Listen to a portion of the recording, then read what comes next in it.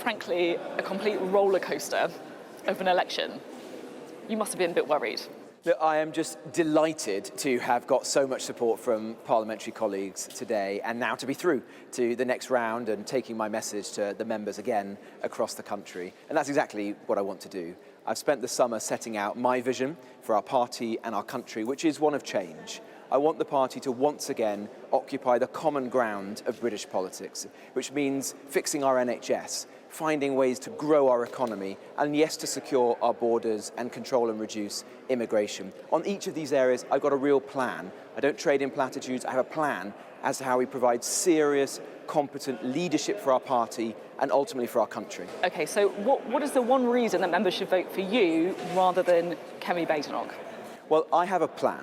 I have a detailed plan as to how we're going to take forward these issues. And she doesn't, is that what you're saying? I don't think the Conservative Party should trade in platitudes. I don't want it to go down rabbit holes. What I want it to be is a serious party with credible and competent leadership and focused on the whole range of issues that the public care about the most. How do we improve the quality of care for patients in our NHS? How do we drive up living standards for people across this country by getting real growth again? And how do we fix our borders, an issue I've thought about so carefully in recent months? You've got the pitch out. We've got the pitch.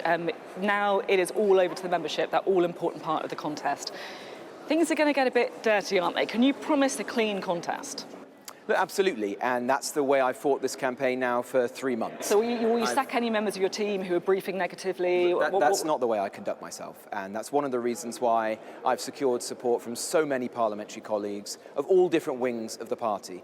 That's one of the reasons I've worked in the governments of 5 Conservative Prime Ministers, because I work with people well, I'm a collegiate person, but I also want to provide direction for this party. We need to be more conservative. We need to ensure that we occupy that common ground of British politics once more. So let's be honest, you've had a bit of a roller coaster couple of weeks. You know, you started off as the kind of red hot favourite, you were growing in support among members, and then conference happened.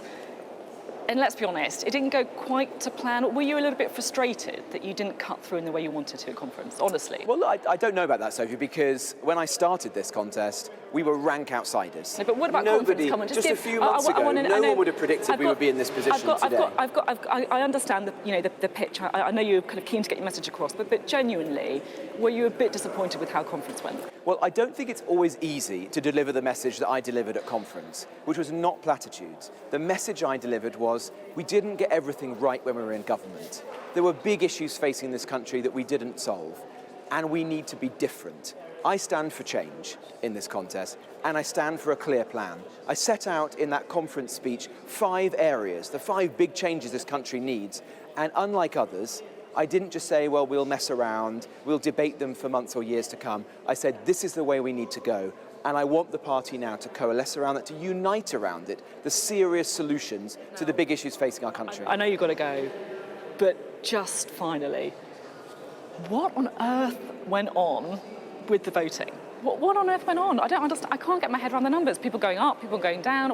You must know more than me. Look, you are a better judge, or as good a judge as me. All I can say is, in the privacy of the ballot box, my colleagues put their faith in me to lead this party forward. There's a bit of skullduggery going on there. I am very, very honoured and grateful to them, and I hope that I can earn that trust now in the country with the members of the party. So is it a very mistrustworthy electorate then? What's going on? These are politicians. But now what I need to do is sell my message of change to the members of the party and most importantly to the public, because this is not just about the Conservative Party, it's how do we provide effective opposition, competent, professional opposition, which is what the public would expect regardless of how they vote, and then how do we move forward as a country. Okay, thank you very much. Thank you very much.